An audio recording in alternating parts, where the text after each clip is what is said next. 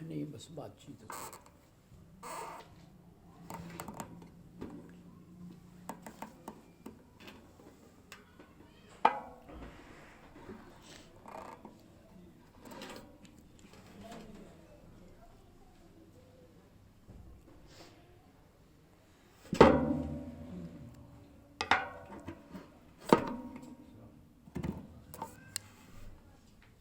یہ دنیا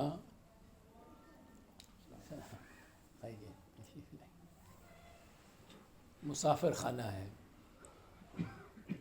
جو یہاں آیا ہے وہ جانے کے لیے آیا ہے، رہنے کے لیے کوئی نہیں آیا. اور قدم قدم پہ اپنی عملی زندگی میں اس کا مشاہدہ ہے.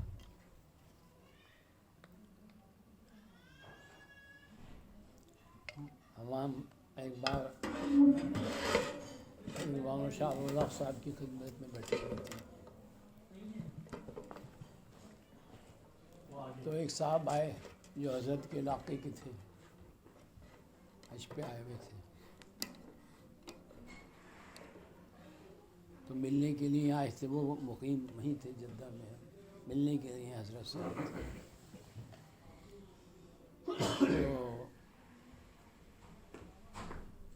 تو انہوں نے کہا، مجھ سے پوچھا کہ حضرت وہ فلاں صاحب کہاں ہیں؟ تو حضرت نے فرمایا ان کا تو سفر وطن ہو گیا. سفر وطن ہو گیا یعنی روانہ ہوا وطن سے.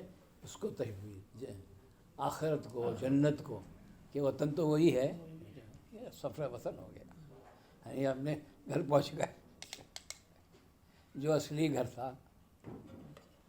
تو ان لوگوں کو یہ چیز، یہ سفر جو ہے یہ آخرت کے سفر سے مشابہ ہے. مشابہ ہے.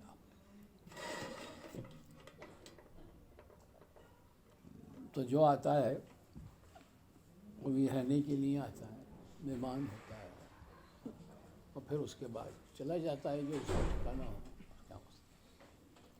تو یہ دنیا میں آنا جانا لگا ہوا ہے. سنت حضرت ابن آدم کی ہے دنیا سے سفر کرنا، کوئی نہیں ہے بس. سنت حضرت آدم کی ہے دنیا سے سفر کرنا. یہ چھوٹے چھوٹے سفر ہیں، آگے ایک بہت بڑا سفر درپیش ہے. اور ایک بار آئے ہوئے تھے جدہ اور احرام باندھ کے عمرے کی تیاری کر رہے تھے. تو احرام باندھنے میں اور اس میں بھی پھر کھانا پینا، پھر عمرے کی نیت. تو اس میں جب چلنے لگے سب تیار ہو گئے گاڑی، تو کہنے لگے بھائی دیکھو یہ 1.25 گھنٹے کا سفر ہے مکے کا جدہ سے. اگر اب دیکھو اس سفر کے لیے کتنی تیاریاں ہو رہی تھیں. سفر کتنا ہے؟ 1 گھنٹہ، اس سے بھی کم بعض وقت ہو جائے. لیکن تیاریاں اس سے زیادہ ہیں. احرام بندھے گا، یہ کرے گا، اور ساری سامان رکھوائے جائیں گے کہ کیا وہاں منتقل ہوں گے، یہاں سے جائے گا. تو سوچ لو کہ جب اس 45 منٹ کے سفر کے لیے اتنی محنت ہے، تو جو ہمیشہ کا سفر ہے، اس کے لیے کتنی تیاری کی ضرورت ہوگی. خود اندازہ لگا لو. ایسے ہی ایک بار یہ مثال دی کہ بھائی اسٹیشن وہاں جا رہے تھے، سفر تھا ایئرپورٹ پہ، تو یہ فرمایا کہ یہ سفر جو ہے یہ یاد دلاتا ہے آخرت کی، یاد دلاتا ہے اس کے اس کے اندر جو ہے وہ اب اور قبر کی.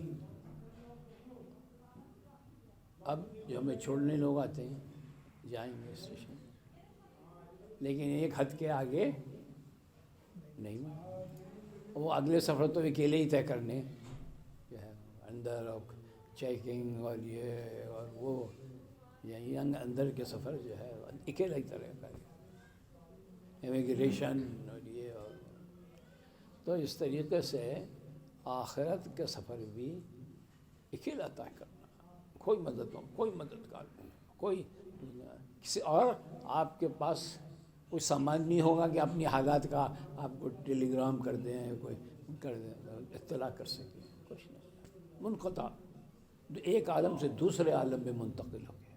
یہ عالم دوسرا ہے، ناسوت کا ہے، اور وہ دوسرا عالم ہے، عالم لاہوت کا ہے جو ہے. تو یہ ہمیں سفر آخرت یاد دلاتا ہے، اور اس لیے اس کو، اور اب قبر ہے تو قبر میں تو اکیلے ہی جائے گا، کوئی دوسرا ساتھ دوسرا نہیں. تو یہ سفر بھی ایسے ہی ہے، ایک ہی آدمی جاتا ہے، ایک ہی سیٹ ہے. تو یہ بھی وہی مشابہت قبر کی ہے. تو حاصل یہ ہے کہ نیکیوں سے اپنا گھر سجا، نیکیوں سے اپنا گھر سجا، غافل اس طرح زندگی نہ گزار. اور موت کوئی دستک دے کے نہیں آتی ہے، وہ تو اچانک آتی ہے اور لے جاتی ہے، کوئی روک نہیں سکتا. اور جو وقت مقرر ہے اس وقت مقررہ میں ایک لمحے کا اضافہ نہیں ہو سکتا، نہ آگے نہ پیچھے. اس سے تو آخرت کو یاد رکھنا ہے ضرور، جیسی کرنی ویسی بھرنی ہے ضرور. تو آدمی، حضور صلی اللہ علیہ وسلم نے فرمایا میں تمہارے لیے 2 چیزیں چھوڑے جا رہا ہوں، ایک واعظ ناطق اور ایک واعظ ساکت. واعظ ناطق کیا ہے؟ قرآن پاک پڑھو، اللہ نے سب کچھ اس میں بیان کر دیا، امیدیں بھی دلائی ہیں، ڈرایا بھی ہے، اپنی قدرت اور اپنے طاقت کا تعارف بھی کرایا ہے، سب کچھ کرایا. اور جگہ جگہ جگہ جگہ جگہ جگہ کہ حیات الدنیا بالکل اس کی غرور، متاع الغرور ہے، یہ اس کی کوئی قیمت اس کی نہیں ہے. اس کی تو اور ساکت موت، قرآن پاک تو ناطق ہے، پڑھتے ہیں، پڑھا جاتا ہے، لیکن موت ساکت ہے، اس سے در سے نہیں جا سکتا، کس کب واقع ہو. ویسے ہی حضرت مولانا شاہ الحق صاحب بیٹھے تھے دسترخوان کے اوپر اسی، تو کھانا لگ رہا تھا، تو پوچھنے لگے کہ سب چیزیں آ گئیں، یعنی دسترخوان میں سارا جو کھانا. تو فرمایا ہاں ایک چیز رہ گئی، وہ نہیں آئی. وہ کیا؟ موت. وہ پیچھے چلی آ رہی، وہ پیچھے چلی آ رہی.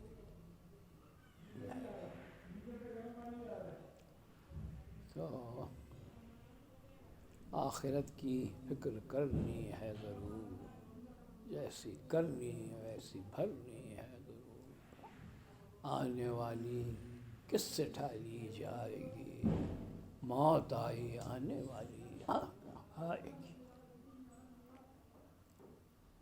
تو حاصل اس کا یہ ہے کہ تیاری کی جائے، اور تیاری کے لیے کوئی بڑی بڑی چیزوں کی ضرورت نہیں، یہ جو فکر کی ضرورت ہے۔ اس وجہ سے وہ امام غزالی کی جو کتاب ہے اس کے آخر میں جو باب ہے وہ ہے فکر موت، فکر موت کا، کس وقت پتہ نہیں جانا ہو جائے، آنا آ جائے، بلاوا آ جائے، تو ایسا نہ ہو کہ پشیمانی کی حالت میں جانا۔ اللہم انی اعوذ بکا من موت الہم واعوذ بکا من موت الغم، میں پناہ چاہتا ہوں اچانک پکڑ لیا جاؤ۔ اور جب اللہ تعالیٰ محفوظ رکھے ناگہانی موت سے، اسی وجہ سے پڑھیں کہ وہ اس میں تکلیف بھی ہوتی ہے، ایک ناگہانی ہوتی ہے اچانک، اور عزیزوں اور رشتہ داروں کو بھی زیادہ غم ہوتا ہے کہ اچانک ابھی تو بیٹھے باتیں کر رہے ہیں۔ ایک صاحب کا کل بتایا کہ وہ بیٹھے تھے، شام کا وقت تھا، اپنے صوفے پہ بیٹھے چائے پی رہے، پیالی ہاتھ میں تھی، پھر وہ پیالی اٹھا کے منہ میں لیے، گھونٹ رکھا تو پیالی نیچے گری، چائے ان پر، اور معلوم ہوا کہ سفر آخرت ہو گیا، سفر آخرت۔ حضرت تھانوی رحمۃ اللہ علیہ کا بولا ہے کہ اس دنیا میں سب سے زیادہ غیر یقینی چیز جو ہے وہ ہے موت، کوئی وقت پتہ نہیں کسی کے لیے کیا ہے۔ تو پھر عقل مندی کا تقاضا یہی ہے کہ اپنے اوقات کو، اپنے معمولات کو جو ہے اس کی فکر کی اور تیاری کی جائے۔ اور رسول صلی اللہ علیہ وسلم نے ایک بار ایک صحابی سے، غالباً عبداللہ ابن مسعود سے کہا، فرمایا کہ ابن عمر صبح کر تو شام کی امید نہ کر، اور شام کر تو صبح کی امید، پتہ نہیں صبح شام تک کو تیرا کیا نام ہوگا، یعنی زندوں کی فہرست میں ہوگا یا مردوں کی فہرست میں ہوگا۔ تو دنیا ایک متاع ہے، استعمالی متاع ہے، آدمی اس کو استعمال کرے ہیں، اور جو اللہ کے احکام، مگر استعمال بھی ان ساری چیزوں کا جو اللہ نے ہمیں دیے ہیں اللہ اور اس کے رسول کے حکموں کے مطابق ہوگا۔ تو پھر یہ تیاری ہے، یہی آخرت کی تیاری ہے کیا جو ان کو، اور اس کا طریقہ یہی ہے، ایسی چیزیں آخرت کے امور میں کیا چیزیں پیش آتی ہیں، کیا چیز اس سفر کے اندر جو ہے وہ کیا، اس کا کیا زاد راہ لیا ہم نے، جو سفر ہمیں درپیش ہے اس سفر کے لیے کیا زاد راہ لیا ہے، اپنے جائزہ لیتا رہے، اور موت کا کو سوچے۔ اب کتنے لوگ، امام غزالی نے لکھا ہے اسی کا کہ سوچو کہ کتنے تمہارے عزیز تھے، اقارب تھے، رشتہ دار تھے، ان کے چہرے سوچو، وہ کتنے عرصے تمہارے ساتھ رہے، پھر ایک ایک کر کے سب چل دیے جائیں، ایسے ایک دن وہ آئے گا کہ تمہارا نام بھی ان کی فہرست میں ہوگا۔ تو اللہ تعالیٰ یہ سفر جو ہے یہ یاد دلاتا ہے موت کی، اور موت کا دلانا وہ معتبر ہے جس سے عمل مان کوئی تغیر پیدا ہو۔ موت کا وظیفہ نہیں پڑھنا ہے اس سے، نہیں، اپنی زندگی کے اندر تغیر پیدا ہو کہ اللہ تعالیٰ کو فاستبقوا الخیرات، کہ اس کے نتیجے میں وہ نیکیوں کی طرف دوڑنے والا بن جائے، دوڑنے والا۔ تو پھر انشاءاللہ اللہ تعالیٰ نے ایسے لوگوں کی تعریف کی ہے جو ہے یہ کہ یہ ایسے لوگ جو ہیں وہی میرے بندے ہیں، وہی میرے بندے جو مجھے راضی کرنے کے لیے ایڑی چوڑی کا زور لگا دیتے ہیں، ایڑی چوڑی کا زور۔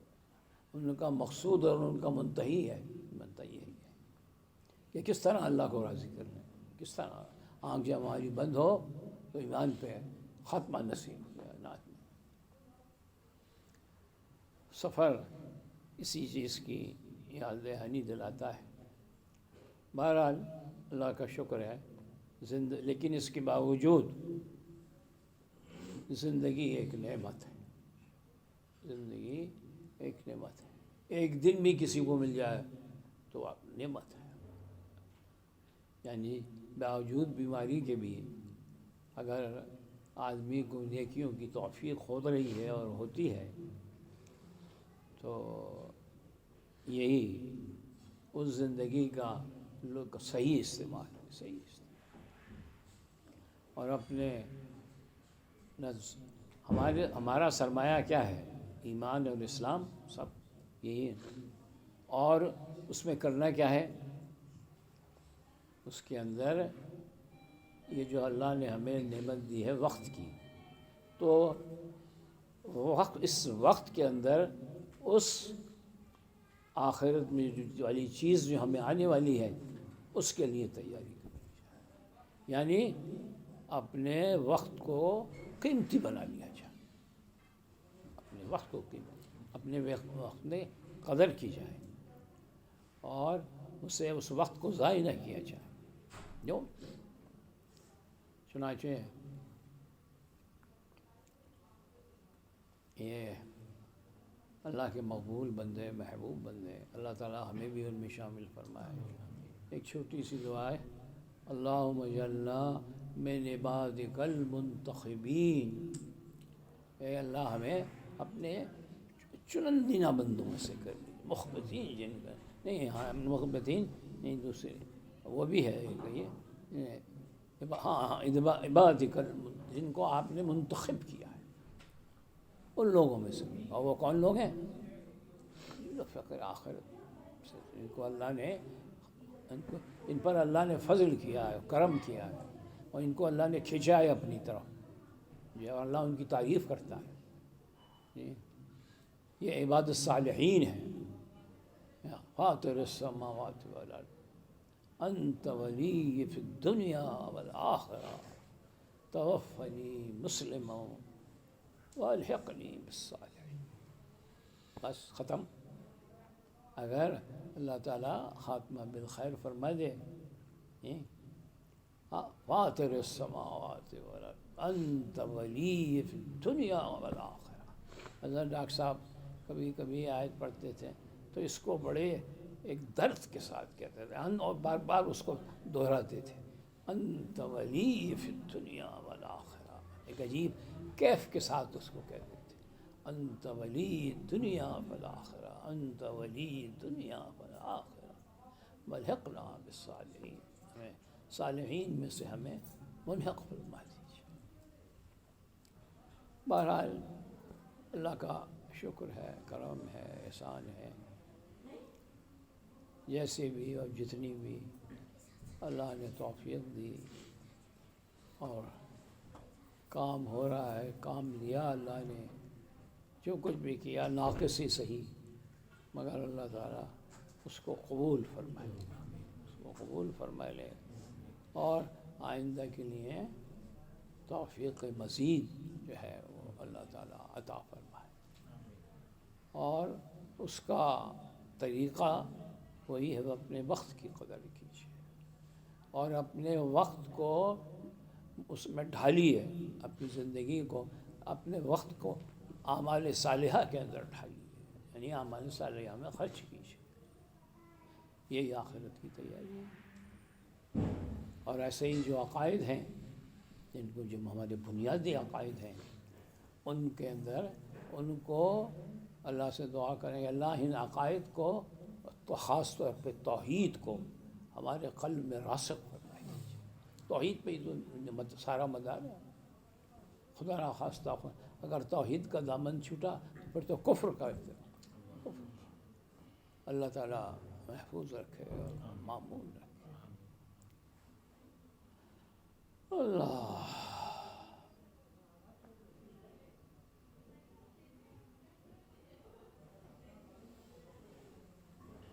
چلیے میں اپنے آپ کو بھی نصیحت کر رہا ہوں اور اپنے احباب کو بھی نصیحت کر رہا ہوں کہ دنیا کی غفلتوں کو، دنیا یہ بات نہیں ہے کہ دنیا استعمالی چیز ہے، اور وہ دنیا بھی اللہ نے ہمارے لیے پیدا کی ہے، ہم نے نہیں پیدا کی، لیکن اس طرح کے جس طرح ہمیں حکم دیا گیا اس طرح استعمال کریں بس۔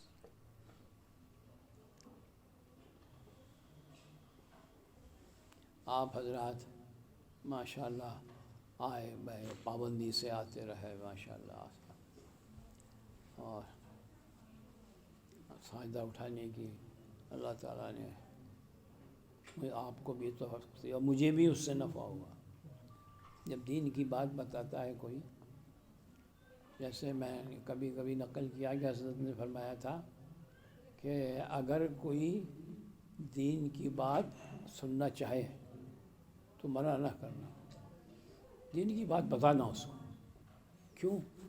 اس کا تو فائدہ یہ تمہارا بھی، اس سے پہلے تمہارا فائدہ تمہارا، کہ تم اتنی دیر اللہ کی طرف مشغول رہے، اللہ کی طرف مشغول رہے، اللہ تمہارے دل میں خود اللہ کی یاد جو ہے وہ انگڑائیاں لیتی رہی ایک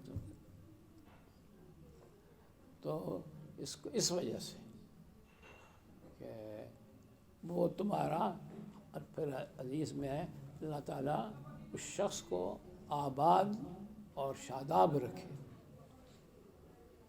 جو میری بات سنے، اس کو یاد کر لے اور اس کو آگے پہنچا دے۔ تو اس کام پر یہ دعوت تبلیغ، اس کام کے اوپر یہ ہے کہ صرف اس فکر کو آگے پہنچانا، چاہے اس کا عمل ہو یا نہ ہو، اس کی بھی شرط نہیں، مگر حضرت ثانی نے لکھا اس کی بھی اس میں شرط نہیں، صرف اتنی ہے کہ ایک بات تھی اسے معلوم ہوئی اور اس نے وہ بات آگے پہنچا دی۔ اب وہ شخص جو اس پہ عمل کرے گا وہ سب اس کے نامہ اعمال کے اندر، اور دعا کیا ہے؟ ایسی پہلی دعا، اللہ تعالیٰ اس شخص کو شاداب اور اس کے اہل ویال کو آداب و شاداب رکھے، کہ میری بات سنے اس کو آگے پہنچا دے۔ تو الحمدللہ یہی کوشش رہی اور یہی کوشش ہے، اور آئندہ اللہ اس کو اور زیادہ قائم رکھے آخری وقت تک۔ حضرت تھانوی رحمۃ اللہ علیہ کا مثال کا وقت بالکل تو نزاع سے طاری ہونے سے پہلے تک بھی جو ہے وہ کچھ جو لوگ آئے تھے بیٹھے تھے انہیں کچھ نہ کوئی دین کی بات بتاتے اور نصیحت کر رہے ہیں۔ تو کسی نے کہا کہ حضرت آپ کو ڈاکٹروں نے منع کیا ہے کہ آپ جو ہے بہت زیادہ باتیں نہ کریں۔ تو حضرت نے فرمایا ارے بھائی وہ وقت کس کام کا جس میں کسی کی دینی خدمت نہ کروں، اس وقت کیا کروں، وقت کس کام کا؟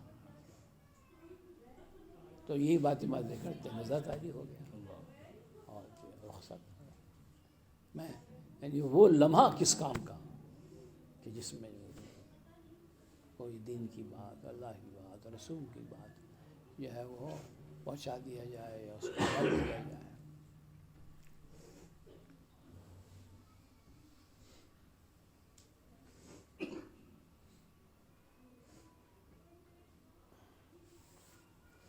اللہم صلی علی سیدنا مولانا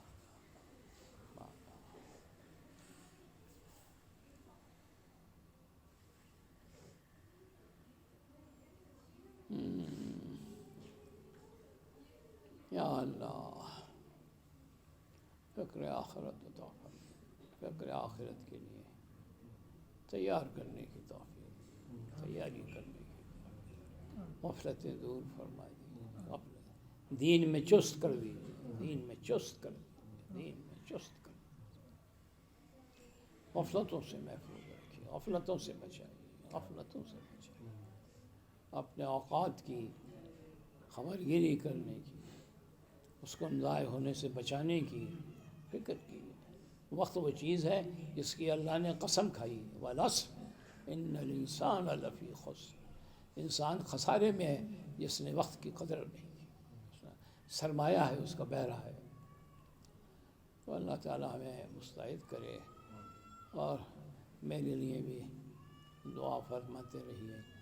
پہلی تو یہ کہ اللہ تعالیٰ عافیت و سلامتی کے ساتھ مدینہ المنورہ پہنچائے، اور وہاں کا مستقل قیام اللہ اپنا تعالیٰ سے کرے، توفیق عطا فرمائے، اور مقبول اہل مدینہ کی صفات کے ساتھ مدینہ کا قیام عطا فرمائے، اور بقیہ پاک میں جگہ عطا فرمائے دے، ٹھکانہ عطا فرمائے، اور حضور صلی اللہ علیہ وسلم کے ساتھ حشر میں سکھات اٹھنے کی سعادت و سعادت عطا فرمائے، اہل مقبول اہل مدینہ کی صفات کے ساتھ۔ لوگ تو بہت رہتے ہیں، لیکن نہیں، خالی رہنے مقصد نہیں ہے، بلکہ جو مقبول ہیں، مقبول ہیں اہل مدینہ، ان کی صفات پیدا کیجیے، ان کے رنگ میں رنگیے، ان کے رنگ میں رنگنے کی توفیق عطا فرمائیے۔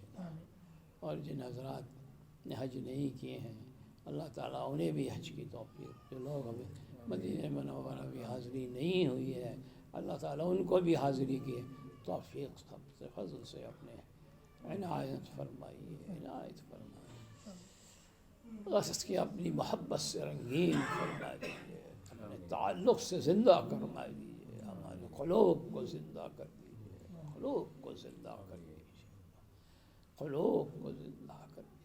اللہم انی اسألک حبک وحب من یحبک وحب عملی یقربنی الی حبک، یقربنی الی حبک، اللہم انی اسألک حبک وحب من یحبک وحب عملی، اور اپنے مقبول بندوں میں شامل فرما دیجیے، مقبول بندوں میں شامل فرما دیجیے، محبوب بندوں میں شامل فرما دیجیے۔ یا اللہ، بقیہ زندگی جو ہے آپ کی خوشنودی رضا کے مطابق پسندیدہ اعمال کی توفیق دیتے رہیے۔ ربنا آتنا فی الدنیا حسنۃ وفی الآخرۃ